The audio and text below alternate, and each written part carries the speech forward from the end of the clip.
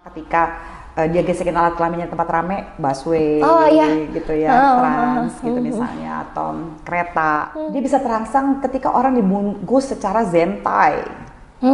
Orangnya itu dibungkus dengan kain jari, menetes-neteskan ini deh lilin gitu di atas kulit biar lebih gelap berselingkuh, apalagi selingkuh fisik kan ada saat buka bajunya aja 20 detik ya. Begitu urusan ranjangnya chaos, seluruh kehidupannya yang di luar ranjang, seks dengan orang yang sama itu akan membantu energi seksual kita lebih positif. Kalau didirikannya tempat prostitusi lah segala macam, sama aja. Sekarang beranggapan bahwa pada saat kita pengen seks ya itu sama aja kayak orang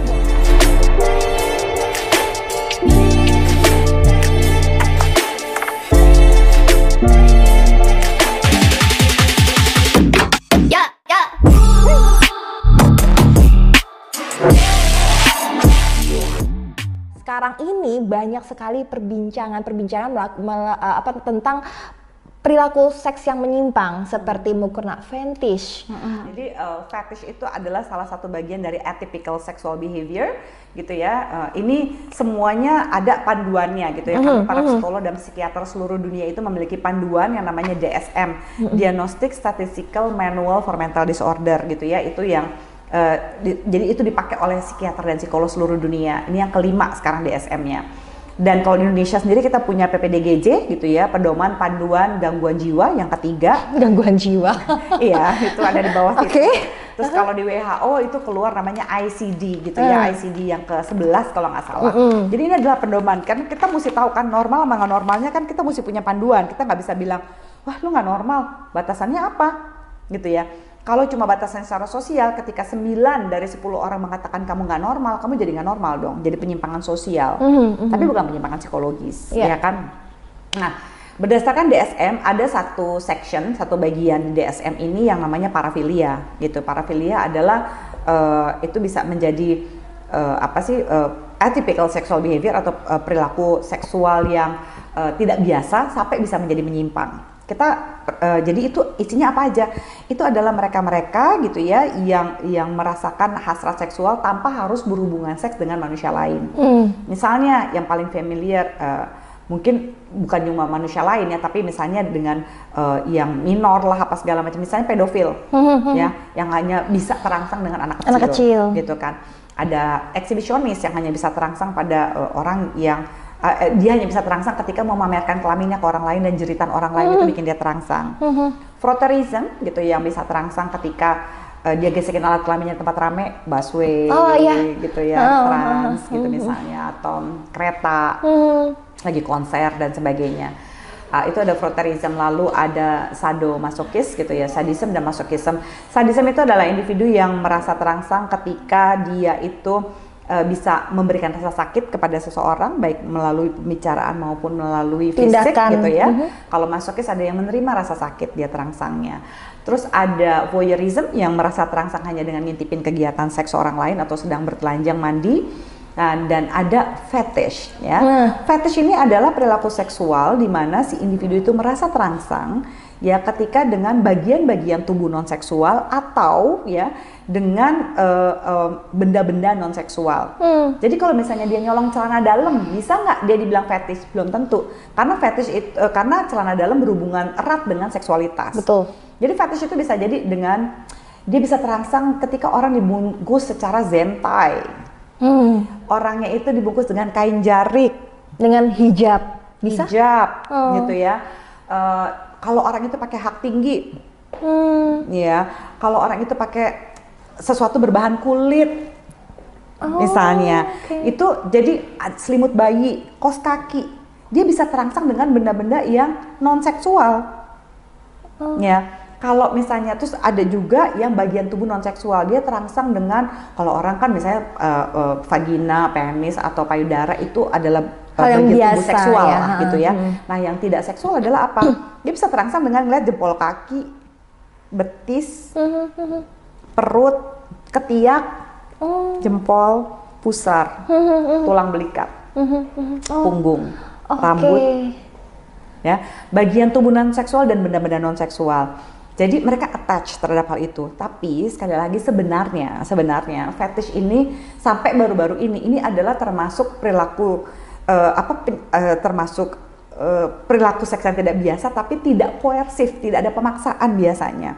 Jadi ada persetujuan bersama, kayak misalnya aku fetish hak tinggi gitu ya, I'm a shoe fetish. Terus aku ngeliat, aduh, Ocha hak tingginya seksi banget sih, kalau pakai hak tingginya aku jadi nafsu deh gitu ya. Misalnya kita pacaran gitu ya, aku cowok terus aku naksir karena Ocha pakai hak tinggi, aduh kaki kamu lean banget deh kalau pakai ini. Iya mungkin kita agak-agak awkward tapi nggak pernah maksa. Nah yang menjadi permasalahan, bisakah seseorang ketika dia memiliki penyimpangan perilaku seksual sekalipun, belum tentu perbuatan kriminal. Kalau dia minta izin, misalnya si Gilang, ya, aduh aku lebih nafsu deh Cak kalau ngeliat kamu dibungkus tidak berdaya pakai kain jarik sebelum aku bercinta sama kamu. Oh oke, aman kan? Iya, karena sudah ada persetujuan. Ada konsen, ada persetujuan. Suami istri, sayang kalau kamu pakai zentai aku oke banget, aku pengen kamu pakai zentai, kamu ketutup, gubrak gitu, warna-warni, aku foto. Oke. Gak masalah. Gak masalah. Karena kita pun juga tahu. Yang kamu pakai hak tinggi dong, kalau kamu pakai hak tinggi aku gampang banget rangsang nih. Pakailah hak tinggi sok. Tapi yang menjadi permasalah, ini penyimpangan ini jadi kriminal gara-gara apa? Manipulasi. Enggak, ini buat research. Betul. Gitu ya. Fotoin dong, aku mau bungkus dong kamu, aku mau foto. Ya kan? Nah, fetish mukena juga begitu. Bilangnya buat apa? Oh, ini buat jualan online. Abis itu dijadiin bahan masturbasi. Nah, terus deh gitu, yang paling aku kesel permintaan maafnya, maaf ya kami tidak meminta izin, ini untuk konsumsi pribadi. Tapi kan dia sebarin ya. Iya. Nyebelin banget. Jadi makanya aku komentar waktu itu di Instagram aku yang aku bilang, Mas untuk konsumsi pribadi kenapa disebarin? Kedua, bener bisa minta izin. Minta izinnya tuh gini, aku tuh nafsu banget kalau ngeliat kamu pakai hijab, minta dong foto hijab kamu untuk aku masturbasi soalnya aku nafsu. Bisa nggak minta izinnya begitu? Nah, betul. Bukan cuma jujur. Itu konsen yang sebenarnya. Iya. Jadi kamu bisa memiliki perilaku seksual yang tidak biasa, termasuk menyimpang sekalipun, separafilia itu, tapi belum tentu kan kamu berperilaku kriminal. Kayak seorang pedofil deh yang paling ganas deh, gitu. Bisa nggak? Ya namanya dia sakit ya, punya gangguan tertentu. Mungkin ada masalah dengan orang dewasa sehingga hanya bisa nafsu sama anak-anak, gitu ya. Nah biasa anak-anak belum ahil balik ya, gitu ya. Kalau udah sampai ahil balik biasanya bukan pedofil tuh, eksklusif gitu ya.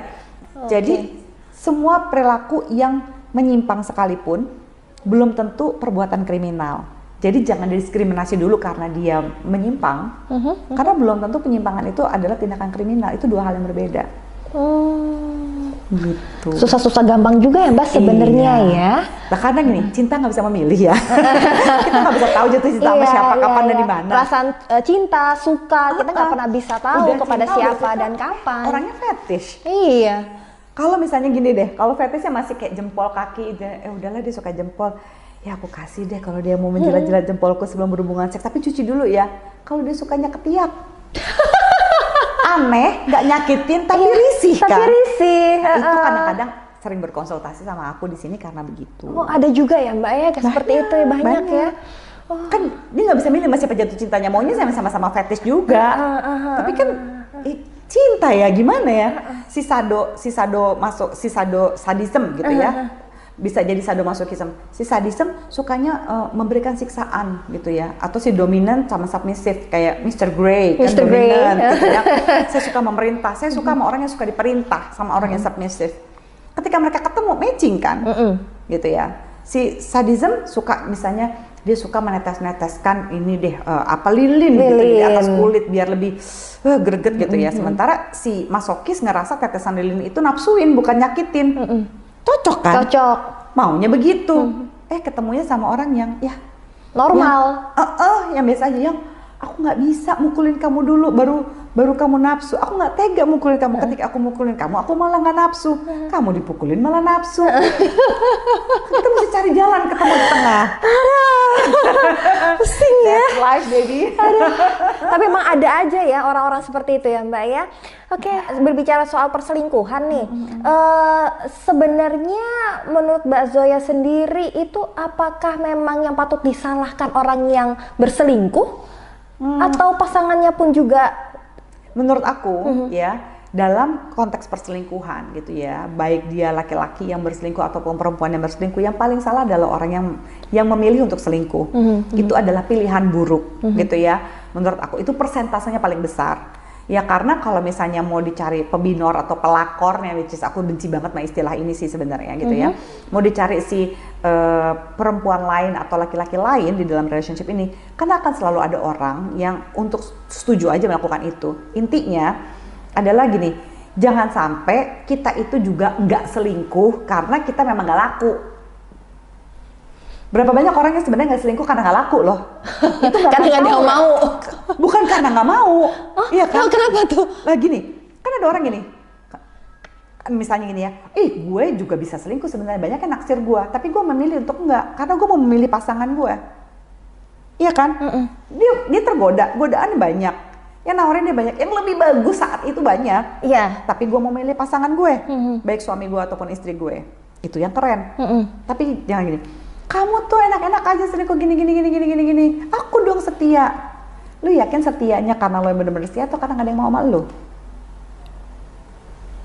Gak bergaul, ya gak ada aja yang memang gak ada celah atau tidak ada ruang. Tidak ada ruang untuk orang lain menyukai dirinya. Iya, dan itu akan sulit dia untuk memahami kenapa ada orang lain itu bisa tergoda untuk selingkuh gitu ya. Artinya gini, potensi orang berselingkuh itu apa? Orang-orang kayak kita nih yang networkingnya luas, karena kita merasa banyak pilihan kan. Melihat di dunia sana, pilihannya lucu. Tapi banyak aktivitas, bertemu dengan banyak orang, bersosialisasi, bekerja dan beraktivitas. Yang menjadi kekurangan, jadi kita punya pasangan kita punya 10 karakter, 8 bagus, 2 jelek. Kita bisa nyari orang yang kelebihannya 2 ini doang kan di luar sana gitu ya.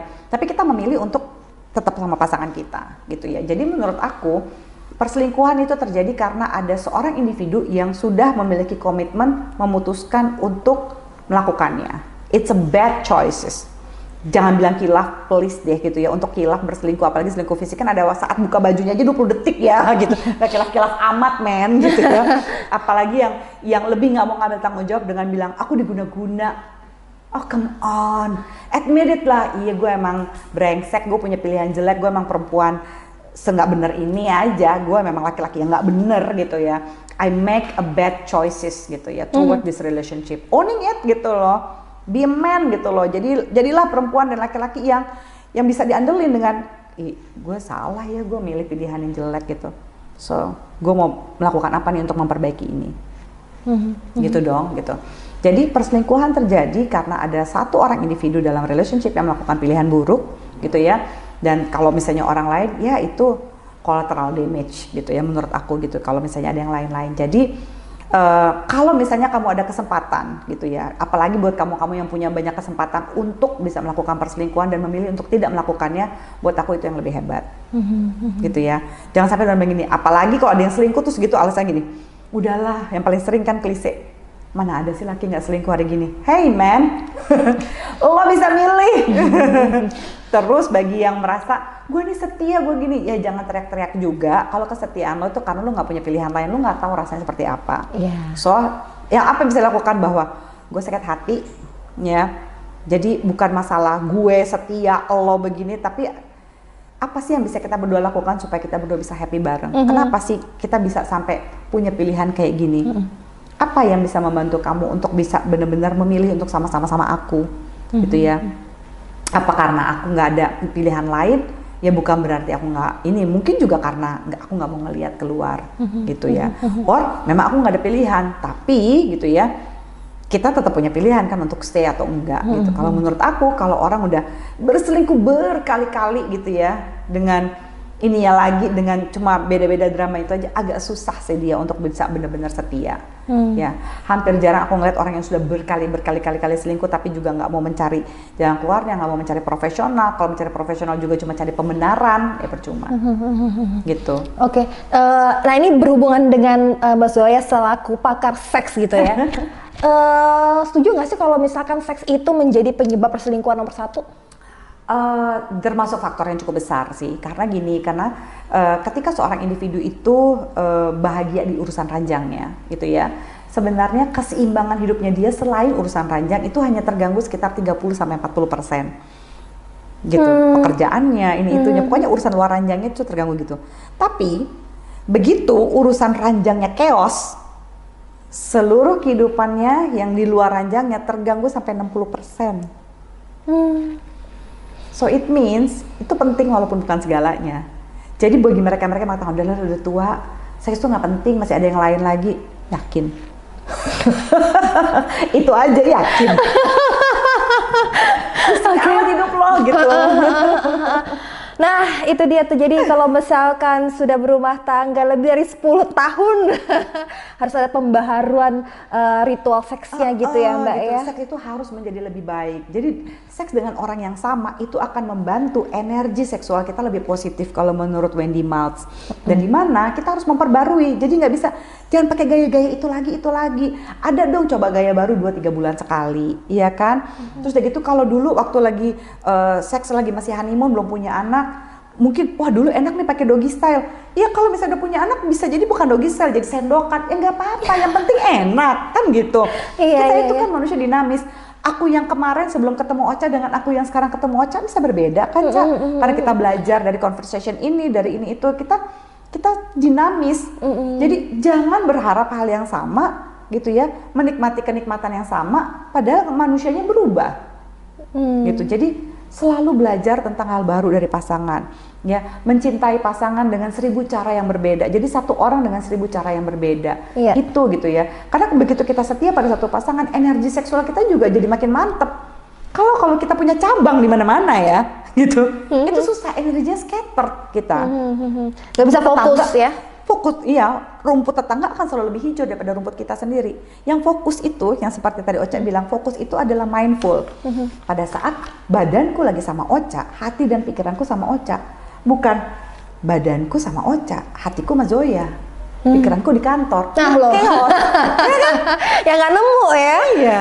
Oke. Mau ereksi juga susah, mau orgasme juga pegel. Iya. Gitu kan, ya? Nah itulah mungkin tadi dikembalikan lagi ke tema kita tadi yang di awal, ya kan, ialah saling berkomunikasi. Komunikasi seks itu memang harus asertif ya, harus win-win solution. Harus dua-duanya. Jadi kalau cuma komunikasi itu bukan cuma ngomong, ya kan. Tapi bagaimana caranya you win, I win. Lu orgasme, gue orgasme ya. Betul. Aduh. Nah oke, Mbak Zoya, ini mungkin kita sudah mau bentar lagi habis dari kali durasinya ya. Tadi kan Anda mengatakan bahwa banyak sekali orang tua mungkin yang susah sekali untuk menjelaskan soal seks ke anak-anaknya. Tabu lah seperti itu. Bisa kasih kiat-kiat gak? Apa sih yang harus kita lakukan sebagai orang tua untuk menjelaskan tentang seks kepada anak-anak kita? Oke, sebelum menjelaskan tentang seks pada anak ini mungkin jawabannya agak panjang gitu ya. Tapi gini, kalau mau dipersingkat, satu, kita harus nyaman dulu terhadap seksualitas kita gitu ya. Misalnya kita kalau ada yang belum selesai, ya jangan sampai gitu ya. Jadi anak itu pada usia sekolah, terutama 12 tahun ke bawah, mereka itu praktis dan konkret ya. Jadi ceritakan aja yang jelas gitu ya, bahwa ini seks itu dilakukan oleh orang tua gitu ya. Kenapa sih adik bayi itu datang dari mana dan segala macam. Itu jawabnya dengan singkat dan gini. Pada saat menjawab seks tentang anak, kalau ke anak ya, kalau Anda itu sedang ada yang Anda nggak paham, cari tahu sama-sama. Gitu ya. Jadi yuk nak, kita coba yuk cari tahu sama-sama, kita browsing sama-sama, atau kita pergi ke dokter yuk, ke seksolog, kita tanyain sama-sama. Jadi ibu bapak juga belajar gitu ya. Jangan sampai anak itu mendapatkan seks edukasi gitu ya, mendapatkan informasi-informasi yang salah tentang seks dari luar. Jadi harusnya sih dari orang tua dulu gitu ya. Ayah terhadap putranya, bunda terhadap putrinya kalau orang tuanya masih lengkap. Kalau sudah tidak, nggak apa-apa gitu ya. Orang tua tunggal juga bisa langsung memberikan itu kepada anak-anaknya. Dan jangan lupa tahapan perkembangan psikoseksualnya seperti apa gitu ya. Mungkin bisa dilihat di Instagram saya kali ya, di Instagram atau di YouTube gitu, untuk memberikan seks edukasi itu tahapannya apa aja sih dan gimana. Betul. Oke, Mbak Zoya, ini terakhir nih, penting ini pertanyaannya nih ya. Bagaimana sih caranya kita untuk merawat aset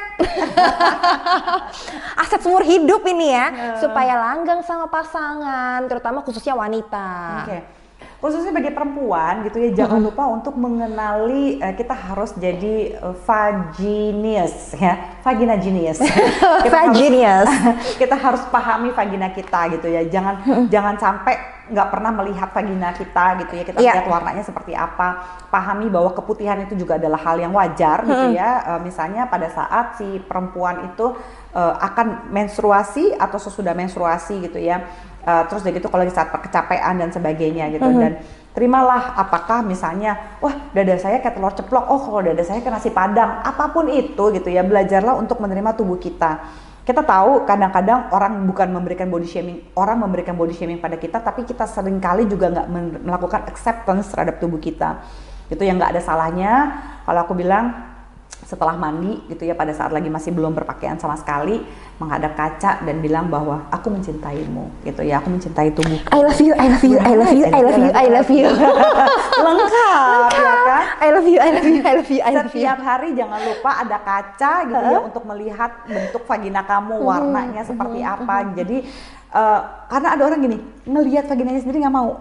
Jijik mbak, kok jijik ya? Nah kalau misalnya hubungan seks gitu gimana? Ya nggak apa-apa, asal aku jangan ke situ aja, aku yang jijik ngelihatnya.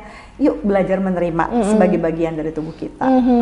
Nah satu lagi nih mbak, masih banyak ya ternyata. Beberapa waktu yang lalu ada yang beranggapan bahwa yang namanya kebutuhan seks itu sama halnya seperti kita membuang hajat. Sehingga istilahnya kalau misalkan ya gue lagi pengen mau, kayak misalkan gue kebelet pipis ya gue pengen gitu loh. Jadi sehingga ada yang pro dan kontra dengan memperbolehkan didirikannya tempat prostitusi lah segala macam sama hajat. Karena beranggapan bahwa pada saat kita pengen seks ya itu sama aja kayak orang buang hajat gitu. Oke. Gini ya, itu ada benarnya. Jadi gini, teorinya Abraham Maslow gitu ya, tentang need of fulfillment, pemenuhan kebutuhan. Jadi kebutuhan paling dasar manusia itu adalah makan, minum, dan seks. Seksnya itu bukan hanya melampiaskan seks juga, tapi ekspresi seksual kan gitu ya, orientasi seksual gitu ya, dan sebagainya. Nah, memang pada tahapan yang paling mendasar tubuh manusia, kebutuhan seks itu ada.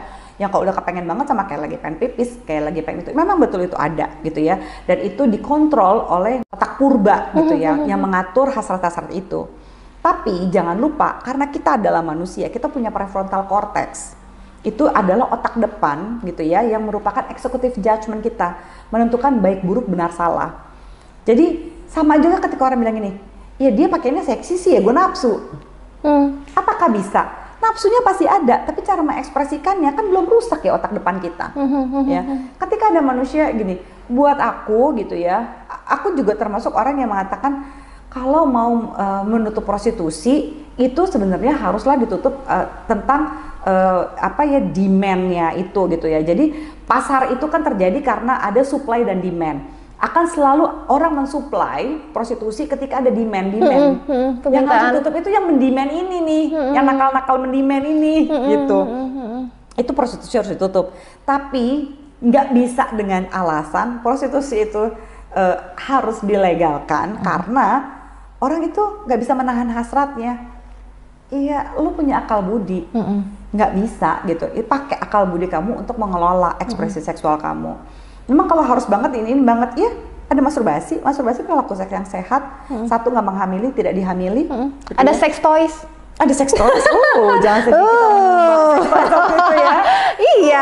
Kalau misalkan udah ngebahas sex toys sama Mbak Zoya mah lengkap. Ada sex toys, jangan kayak orang susah hari ini gitu ya. Jadi kita bisa mendapatkan itu gitu ya tanpa mengandung perilaku beresiko terhadap kehamilan, beresiko terhadap infeksi menular seksual, dan beresiko terhadap HIV/AIDS. Oke, intinya seperti itu Mbak Zoya ya, manusia memiliki akal dan memiliki otak untuk berpikir ya. Right. Iyalah, benar itu. Oke, Mbak Zoya, aduh terima kasih banget untuk waktunya, untuk pencerahannya dan obrolannya yang bikin kita semua menjadi gerah dan bersemangat gitu kan. Pokoknya jangan lupa saksikan terus HBO Hasil Bincang Ocha bersama dengan tamu-tamu kita yang pastinya sangat spesial. Seperti hari ini kita ketemu dengan Mbak Zoya Amirin, pakar seksoloh, dan juga kita sudah membahas segala sesuatunya yang lagi hot issues ya kan. Pokoknya semoga baik-baik aja ya Mbak ya, bersama dengan pasangannya masing-masing. Oke Mbak Zoya, terima kasih atas waktunya, dan jangan lupa ya untuk di subscribe, like, dan juga komen. Kalau misalkan mau nanya-nanya dengan Mbak Zoya Amirin juga boleh ada di kolom komen, nanti boleh ya Mbak ya, melalui aku dijawab gitu ya Mbak ya. Oke baik, terima kasih semuanya, sampai jumpa lagi di HBO selanjutnya. Terima kasih Mbak Zoya.